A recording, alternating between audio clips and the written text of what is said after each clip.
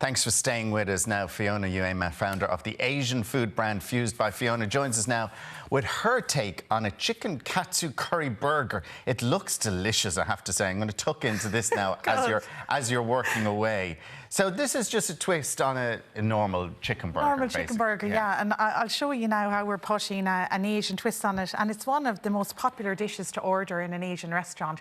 So just with everything going on, I want to bring it home to people so they can make it at home.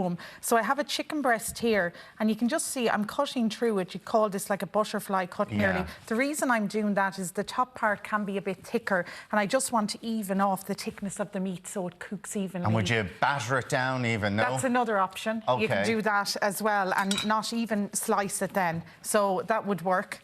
I didn't bring that in with me today. Oh, you didn't bring in your batter. So now you could leave them whole like this, or you could cut them into thinner goujons, what I tend to do with the kids at home, okay? So I have 2 chicken breasts. This probably served 2 to 3 people. And then this is what I'm going to use to season it. I have an egg here. I'm just beating that, and then I'm going to add a little bit of soy sauce in to season it. Salt and pepper. In Asia, they would generally season with soy sauce. Okay, so then I have a tray prepared here with greaseproof paper, save on the washing up afterwards. Yeah. So first you just dip it into plain flour. Everyone would have that at home. Now you have 2 options here. You can either dip it into your katsu curry or dip it into your egg. Now, you do both. You can do both. So sometimes I do a mix match. So I'll go first with the egg.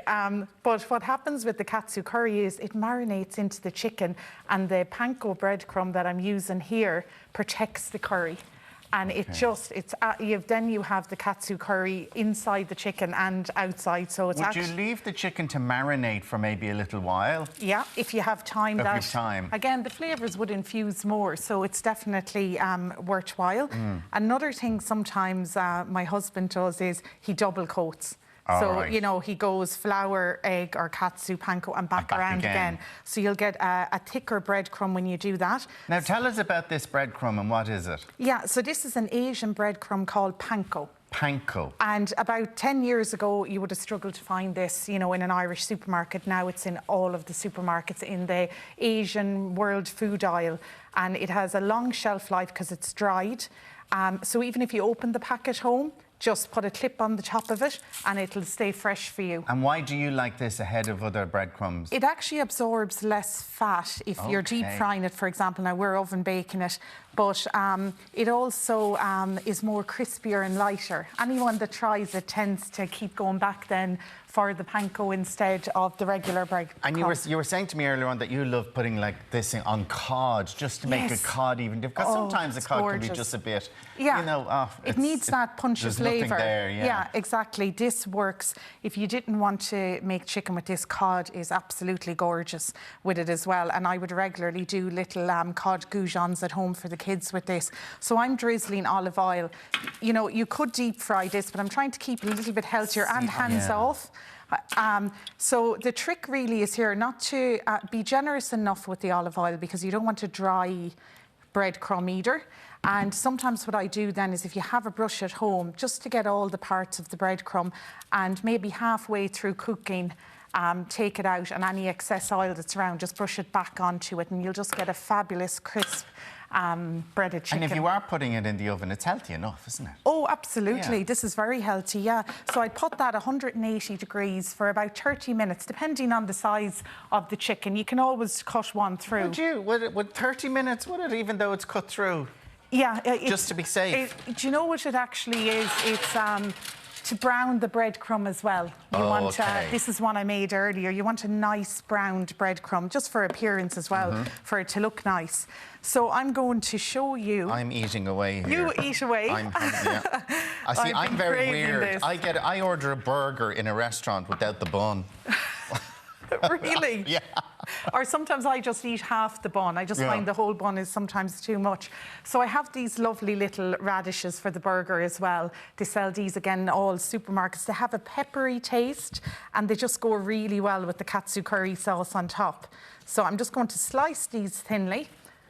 And these go lovely in salads as well. So they're handy, we're all making lunches at home now, so they're handy little something extra to have for a salad at home.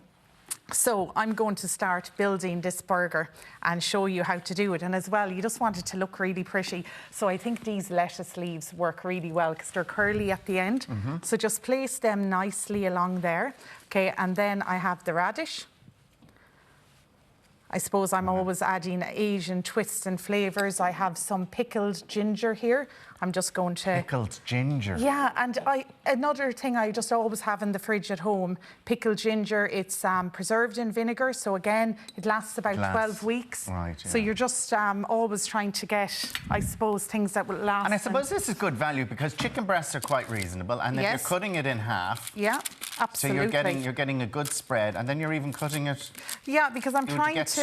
You could leave just to get it on the burger. Yeah, you could leave it bigger and let it come out there, but I'm just making a neat one here and dressing this up again. I might actually put a bit of curry here because you want it to... Oh, wow. Now, did you make that yourself? Sorry? The curry sauce, no, this is a shop-bought curry sauce, but a good quality one. Now, sometimes I would make my own at home, but I suppose I want to make this accessible. Yeah. Sometimes if I make my own at home, I would then freeze the roux, so I'd have it ready to go. That's another day, Alan. I'll have to come in and do that. And what's that? Is that just a little bit of salad cream on top of that? This is actually a Japanese mayonnaise that I'm crazy about. A Japanese mayonnaise? It's kind of like our version. Remember our salad cream? Yeah. When we were kids? Not as tangy as that, but it kind of reminds me of it. It's got rice vinegar in it, but yet it's very light. I absolutely love it. Oh, wow. So, yeah, I use that at home as well. So another ingredient to add to this. What's it called? Kewpie. Kewpie? Yeah, it sounds very cute. So I used a brioche bun as well. So it's all the little touches that you add to it. There you go. You can put that over there and we'll have a look at that. That looks beautiful. That's your Chicken Katsu Curry Burger. So hopefully that's inspiration for the weekend.